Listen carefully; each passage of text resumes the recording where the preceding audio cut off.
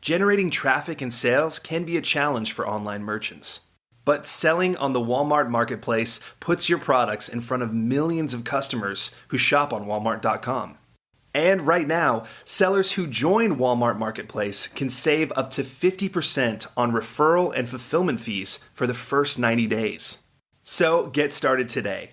Head over to marketplace.walmart.com/savings.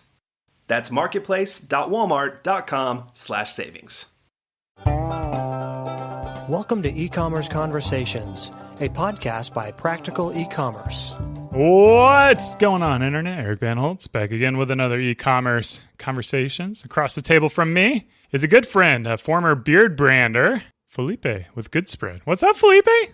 What's up, my friend? How are you? Doing well. I want to give our listeners a little bit of a backstory first. So some of y'all know we are in Target, and the only reason we're in Target is because of the person sitting across from me right now, Felipe.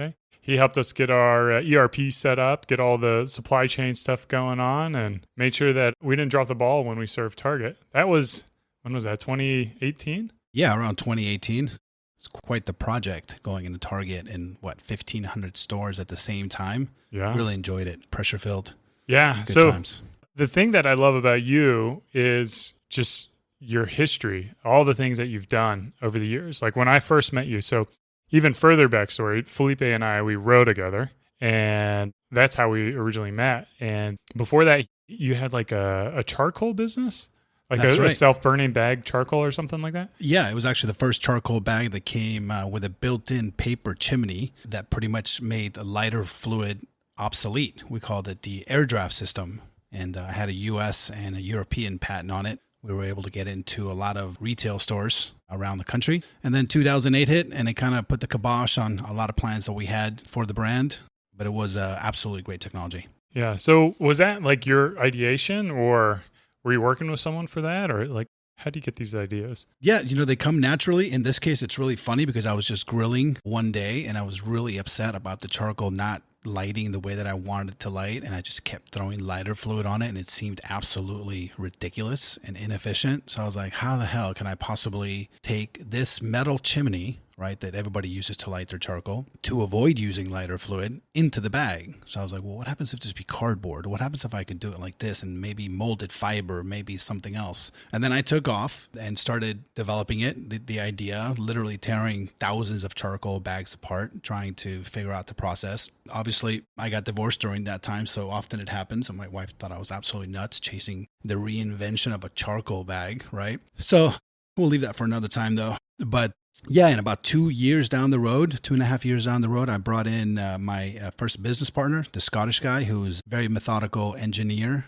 And he was able to come in and really refine some of the things that I had done, which was really fantastic. He was just the ideal partner for the time. But the original IP, the original ideation just was, the right time, sitting in front of a grill with a couple of beers in me. So feeling very creative and just not willing to accept that this was the only way to light charcoal. Yeah, just wanted to make the world a better place. Yeah, it's always about that. Products, I think, should always be about trying to make people feel better, or one way or another help the environment, or something that makes sense, right? You got to have a solid value to it. And then you got electrified. Yeah. In a lot of different ways, right? Like 3 different ways, huh? Yeah. Because you had like cars to go, or not cars to go. What was it? Wait, what was the Austin one? The Austin Car Share. Yeah, Austin Car Share. Yeah, I was involved in Austin Car Share for, I believe, about a year. I was managing their business. That was a really great project. I guess they weren't electric cars. Yeah, they weren't electric they cars. were regular cars. But it was the beginning. So, Car2Go came into Austin because of Austin Car Share, because we had so many members. They absorbed our members into their base, and it made for a great launch for them, which overall, it turned out to be really, really positive. Yeah. And then you got into the scooter business. That's the electric. Yeah. Before my current business, my consultancy company, Shelf Launch, which we typically do 6 months to a year projects. We got hired by this equity company that wanted to launch a new scooter company to compete with other brands in the market internationally. And they hired Shelf Launch, and we went for it. I brought the right team in place, and we launched in Europe and South America and in the US. And that was a 1-year project. And it was fascinating because electric mobility is so important to our future. And to be able to be a part of that was truly unique experience for me. I think I remember you sending photos of just like sleeping on the ground in China. Did I remember that correctly?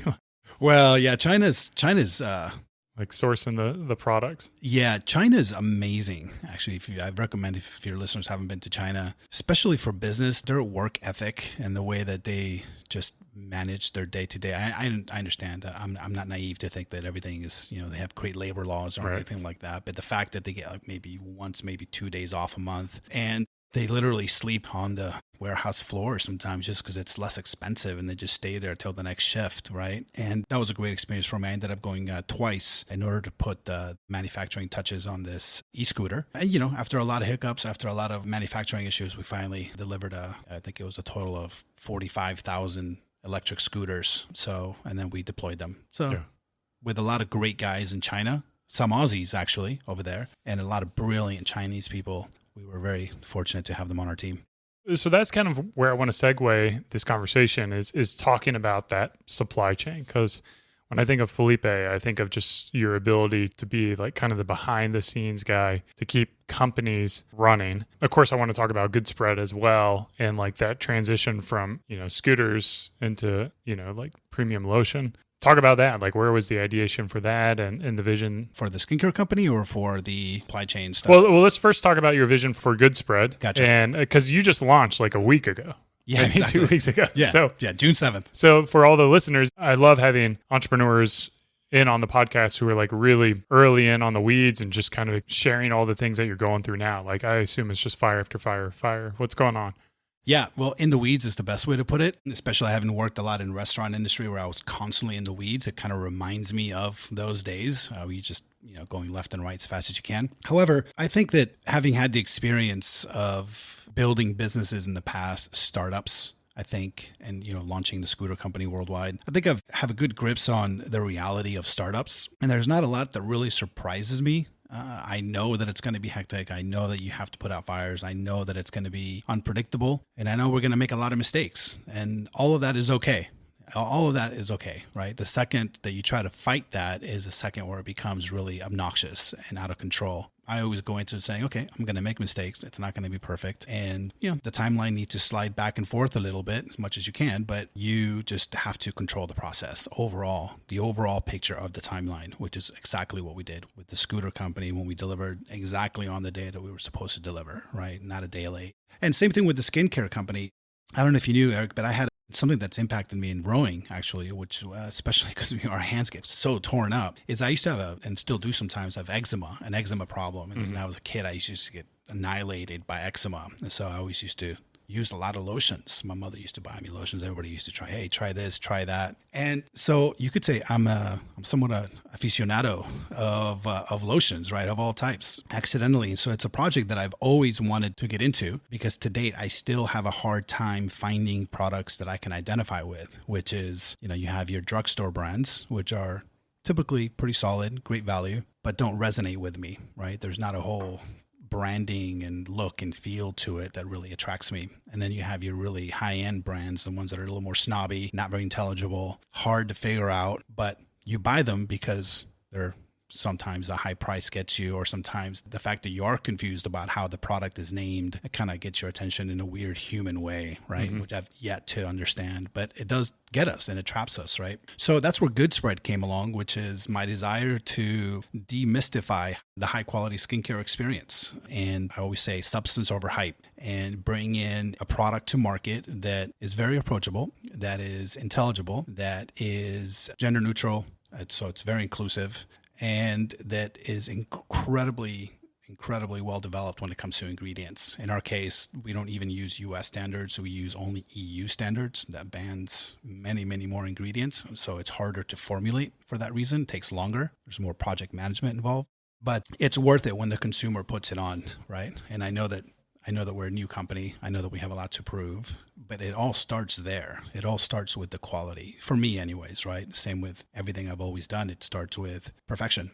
And well, at the end, you just want to make people feel better with good product and make sure they don't have any reactions to any of your ingredients. And that goes back to just research, talking to the right chemist and implementing the right plan. So you decided to launch with 3 products, correct? Yeah, 3 SKUs and the kit. that takes all 3 products into one kit. So walk me through the strategy of that. How did you decide on 3 products versus 10 products or 1 product? And I'm just curious about that. Well, I mean, the biggest reason has to do just with the fact that it's self-funded. And when you compare self-funding to the way that the industry works going into it, which I've already had experience with, which is you have to deal with manufacturing MOQs. And as soon as you realize that the MOQs in many cases are, 5 to 10,000 units per SKU, you should already know in your financial projections that, you need X cash to produce X product. And if you can't get there, you need to dial it down and be more conservative about it and really focus on the quality of the brand and the ingredients instead of how many you're going to have. And that's something that we actually pride ourselves in. It's 3 SKUs and 1 kit of all 3 SKUs. They're all extremely high quality. Is it a small line? Absolutely. But, we have a lot of room to grow. Yeah. So what is the strategy between the 3 different products? Like, how do they serve your audience? And what was the strategy of starting with these 3? Because it sounds like you've got, many more ideas for building out the product line. Yeah. So as I was developing when I was doing the competitive analysis of the industry, it's something that I was really fascinated with, the way that companies position themselves in the skincare industry. So I really geeked out on that for a while. And what I found is that everything was always so complicated. And it was always like half the stuff was over my head. I didn't even understand some of the product names, and they weren't necessarily useful products or ingredients. And so one of the things that I did was like, our skin doesn't feel the same every day. It's not about separating body parts like face lotion or body lotion or toe lotion or knee lotion or nighttime lotion or daytime lotion. The industry does this because the more they can split our bodies apart, the more product they can sell. They do that with gender. They do that with races. They do that with body parts. They do that with everything because it equals cash, right? So the more that I looked at it, I didn't want to be one of those brands. And so what we did is we implemented a really straightforward approach to skincare, which is we have 3 products. This is obviously also limited by the fact that as a startup and self-funded startup, I can't develop 10 products at once, right? I just don't have the money or the manpower, to be totally frank. So what I did is like, what we really need? We really need an approachable brand that says light, medium, and heavy, depending on how you feel. Use it anywhere you want, your body, your rules, right? So we don't want to tell you where to use our stuff. It's none of our business. If it feels good on your face, it's going to be a great face lotion. If you're coming off the mountain after skiing, you're going to want to use our heavy lotion, which is called Heavy Does It, right? If you're just needing a little bit of a touch up, just refreshing, you're going to use the Keep It Light. And everywhere in between, it's the Happy Middle, right? And these are all very high quality, but they're meant to be used light, medium, and heavy without making it complicated. And so far, I think people really are, grabbing onto that. Are you seeing your customers lean toward any of the products early on, or are you getting some of that early data on what the trends are, I guess, in the marketplace or the trends with your customer base? Yeah, hard to tell. It's still pretty early on. However, the heavy does seem to really have a more profound effect on people's skin than the other ones. And it makes sense because it is a heavier lotion, a little bit more oily that you can really, just a little dab will do kind of a thing. So it really stays with you. And I think people that have psoriasis or eczema or skin problems really like it, and they touch up with the other ones. Heck, I've had some customers that are already mix and matching them, which is something that we encourage. I mean, why can't lotions be mixed and matched? It's one of the things it's like, why not? It's like when you mix them, they don't blow up, right? They're not designed to do that. Lotions and skincare should be used in a way that feels good to you. And if you want to take our heavy cream and put a little bit of light in it because you like some of the texture, have at it. And we encourage it. And that should be the whole point of self-care. So you have a beautiful website. Oh, thank you. Yeah. Goodspreadskincare.com. Yep. Goodspreadskincare.com. And I know you're not a web developer, are you? You didn't build that out yourself, did you? I did. Really? I did most of it with some help from a local company helping me out left and right, only because I tend to be a little bit of a control freak in this process, and I wasn't able to get my vision across to the designer. So I learned Shopify. I designed it myself, and then they helped me with some other things. This company did help me with the initial brand ID. Okay. So they already had a lot of the assets that I could just plug and play into the website. Mm-hmm. But the site itself and the structure, I did myself. What about the photography? Did you work with a photographer for that? I did. Through that same entity, we developed a lot of the photography. So is the company just you right now, or? Yeah, I'm a sole partner and self-funded. Yeah. So it's incredibly exciting. Walk me through what your day looks like. How do you identify the tasks that you need to work on? Like, it's just like there's so much to do, I would imagine. Tons. Like, what are you doing today? Like, well, today I'm here with you, Yeah. As my buddy Eric, which I wouldn't miss, although I did miss the first one. Sorry about that, because I had to meet with an investor. But so for me, when it comes to product development and these kind of startups thing, right now I feel very comfortable. It is where I feel most comfortable in the mayhem of stuff. Something that I teach also young entrepreneurs is that if you're well prepared for your business, you should not be ever at a point where you're feeling absolutely frantic and out of control. It's all about preparation. That goes all the way to the way you deliver the product to the customer, e-commerce strategy, which I know that the show is, likes to touch on. And if you've done your homework and you've developed the product correctly and you've done a unified, taken a unified approach across your entire brand assets, and you've been able to look it down the road and realize that all these digital things that people talk about, SEO and meta tags and alt text and all these things, which sound really intimidating, are really not that big of a deal, right? They're just tools. That's all they are. They're just tools, right? Like a hammer and a nail. They're just tools. What really matters is what happens before then. I always say that the way that my best e-commerce strategy is actually to develop an intelligent product and do all the pre-work to that. As a supply chain expert and as a product development expert and as a packaging expert, that's just my preference, right? You can have the best SEO strategy on the planet. You can have the best digital marketing strategy on the planet. If your product sucks, if your product is not good, if your product is not identifying well with people, then it doesn't matter how much money you throw into digital marketing. It starts before that. It starts way before that. And that's something that I always take to heart. Yeah. So you focus on the supply chain, you get things up and running. Were you able to leverage some of the relationships you've built from working at Beard Brand, or did you essentially have to smile and dial and try to pick up some phone calls and, pull all the pieces together? Oh, working for Beard Brand taught me an incredible amount about when I went, talking to some of the manufacturers, when I went to dealing with some of the shippers that we were working on and working with Target and the broker. I learned tons, an incredible amount. I just solidified what I already had and just brought it all home. I was like, hey, this is something I can do. This is, it's definitely a challenge, but I can do this. And then with that knowledge, I was able to understand the whole process. And I started identifying manufacturers that would work for me, basically with smaller MOQs, focused on organic and natural, not the big boys. So it took me a while to identify the right partners for manufacturing, which I still work with, and they've done a great job on the formulas. I would say this is probably one of the most challenging things that we face at Beard Brand. You face it at every stage of the business because finding the right manufacturer when you're small is important. Then eventually you're going to outgrow them. And then it's like making that jump. And sometimes a too big manufacturer, you go to them and they forget about you. They don't fulfill your POs because they're working on the big accounts. Yeah. Too big, they can't keep up. They can't, they're always late if you're too big for them. So it is such a challenge. I would, if there's any insights that you have that you could share in terms of how do you really find that right manufacturer? What are the questions you're asking? Are you going on, factory tours? What is the mindset that you're looking for when you're trying to build the right supply chain? Yeah, it's tricky and it depends a lot on the product, right? For example, electric mobility was less complicated, even though such an unknown starting out with, because you can go to China and find 100 suppliers. And, if you have some upfront cash you can work with them on, they'll do pretty much anything that your heart desires when it comes to electric mobility. They're geniuses. It's unbelievable how they work. And they're more than willing to work at low MOQs and with young companies. With skincare, it's obviously much more difficult. You do have pretty high MOQs. And I've always thought that going to manufacturing companies is a lot like going into an investment pitch to VCs. It's a very similar approach because these companies, like you said, have a choice to make every day. Am I going to work with this startup, or am I going to work with this medium-sized business, or am I going to work with this company that has an incredible, foothold in the industry? Well, it can go both ways. They can choose the big company, but the big company might be the first one to leave you as well.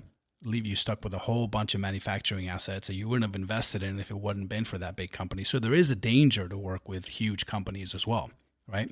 Walmart 101 with your supplier. Right. Medium-sized, sure, it can be both worlds, but they all need to have a mix of startups that they can grow with to be able to invest in their own assets, equipment 101, right? So I always approach them with an investment pitch or a project pitch and not just going, hey, just work for me and this is what I'm going to do. No, it's a deck. Like this is why you should work with me, because it's very difficult for them to take risks on startups, regardless of money. Sometimes they just don't have space on their lines to be able to work with you. So go in professionally. And that's the way that I handled it. Is you got to show the vision to them as the same way you would to a VC. And then once you get their backing, you can negotiate MOQs, you can negotiate all kinds of stuff. Are you just Googling, manufacturers and are you going on plant tours as well, or what's your strategy for finding the right manufacturer? Well, COVID totally screwed me up. Right. Obviously. So I did a lot of Zoom calls. So basically a guy walking around the manufacturing with his computer or his phone, And then I was able to get to the manufacturer that I chose. I was able to get there like a month ago, finally. So that was pretty nice to go there. Yeah, because there's no trade shows or anything like that to find out. Nothing at all. Actually, they're just starting to come back now. And it's, June? 2021. So that was pretty sketchy along the way, which also meant I had less resources available, less moments where I could gain knowledge because I wasn't able to walk the floors and shake hands, something which I really enjoy doing, actually. But I ended up with a good partner and, they could sustain me for quite a while. Yeah. One thing you talked about was you met with an investor last week. Yeah. What is the bigger vision for the company? Are you looking to take on money and kind of scale and grow and sell it in a couple of years? Or do you have a bigger long-term vision? Yeah, I think to meet our financial projections and our goals, both on the sales side and product development side, I think investment is necessary. At least it always has been for me. I've never had a project where it was completely self-funded all the way through. This one has been self-funded because I just wanted to control the process a little bit better, create value, do my proof of concept, show that it's viable, and then bring on investors. It's a way of controlling your equity as well, right? So I'm definitely looking for investment. I wouldn't say silent partners, but the majority will stay with obviously the current management, which is me. It is a pride and joy kind of company for me, and some of that I take an incredible amount of pride in developing this product to my standards. So along the same lines, I think this is a really interesting thing to talk about. Like, if you're in a position to pick investors, like draw out what your perfect investor is. Like, what is that person doing? How are they involved in the business or not involved in the business? Yeah. My investors would ideally be advisors or board of directors, very involved in and obviously not day-to-day management, but being there with their expertise. I don't necessarily want an investor that has never had experience in the industry or brings nothing to the table. Angels, are fantastic when they have even experience in the category, for example, connections in the categories, a lot of know-how that I don't have. For me, that would be the ideal investor. And if I can get 3 or 4 of those, then I think we have a really great team, but I do expect them to not be passive when it comes to the business. However, I also need angels, non-institutional money right now. I'm in Series A right now, so it's pretty early on, that want to get involved at the high level, but trust you enough as an entrepreneur, what you've done with the project to this point, that they're able to trust the process. And that process has holes in it, it's got mistakes in it, and they need to see and understand the big picture and bring their assets to the table and their know-how to the table and support the overall goal without coming in and shifting what's already been done too hard. For me personally, with this project, because it's so new, for me, it's important to have that kind of flexibility from an investor. Yeah. How's that process going for you? Like, how do you find investors? Is it the same way, just smile and dial in, or? Not quite smile and dial, through a lot of connections that I've had in Austin for a long time. I've been in Austin for, over 20 years. I have a really good network of people that even were with me during the charcoal days that just believe in me. One of the things that happened with charcoal was when 2008 hit, our cash dried up, and it was really, really difficult for us. We really could have done a lot better with the project if we would have had a lot of working capital, but it was one of those moments where we had to sell out just to get something. Right. And our proudest moment was paying back all our investors. That was the day. And I still have a lot of those connections that say, okay, these guys are a solid investment just from a personality standpoint, let alone the project. Yeah. And you cultivate those people over time. So I want to talk, kind of wrapping it up, like you're the supply chain guy, you know how to make product, develop great supply chains. Let's talk about marketing, like you're digging your toes into the sand when it comes to like SEO and all that. What's your strategy for getting the word out on Goodspread? Yeah, that's a great question. And to be perfectly honest, it's one of my weaknesses. It's not something that I have tons of experience in like I do in supply chain. I've obviously been around it enough to understand the lingo, but I've never really implemented marketing campaigns when it comes to these kind of projects. Obviously with the charcoal back in the day, that was a long time ago. I don't even think SEO was even out there yet, right? It wasn't even a thing. Car sharing, it was a different type of technology. And the electric scooter did teach me a lot about app management, app building, and all those things, which are pretty important. But I think it's, like I said before, I think all of these things are a tool. I don't have a massive strategy right now. I'm just trying to learn it all, trying to absorb as much as I can. I do know that a strong product, well developed, does build and matter when it comes to your overall marketing strategy. And I'm trying to follow the things that we have in our pitch deck, which is to follow and unify our brand, and then use the available channels to get out there and tell people about it, which are all the common ones, or at least the ones that I feel comfortable with right now, right? Which are the website, Instagram, Facebook, being able to sell through those platforms. I'm looking at Amazon. I'm looking at other e-tail opportunities that could offer us some sales here as a startup. So this is one thing that I think I need to work a lot on, learn a lot more about. And like I said, it really is one of my weaknesses. And I hope that my partner, which I do hope to bring in someday, equity partners, is something that I'm constantly looking for that will be able to cover my weaknesses, right? And especially on the marketing side and the digital side, which I just won't have time to do after a while, right? Yeah. So that's more than an investor. I'm more focused on finding that partner exactly the way I did with charcoal, because it's just too difficult to do it on your own after a while. Where can people learn more about you or learn more about your products? Yeah, thanks for that. Well, our skincare company, it's goodspreadskincare.com. You can learn a little bit about my story and my struggles with eczema in there and why I developed the products. It's full of good information about the ingredients that we use. And go online, buy a kit, take a chance on something new, and you won't regret it. It's a good product. Sweet, man. Yeah. Yeah, I feel like that's step number one. Just get the product in people's hands, and then it'll sell itself, right? A lot of touch points with skincare. It's important to be pretty one-on-one with people, which, by the way, which was also impacted by COVID. So no focus groups, no nothing. So you're basically testing on your neighbors, right? It's like, I know how that goes. Yeah, quite challenging. How does this feel? It's like, it's complicated, but we did it. Yeah, sweet, man. Well, thanks for swinging by the office. This has been another e-commerce conversations. Hopefully our listeners were able to take a nugget or two away. I know I always enjoy my time with Felipe, whether it be on the water or talking business. So thanks again for coming by the office, and cheers. Thanks for having me. And keep on growing.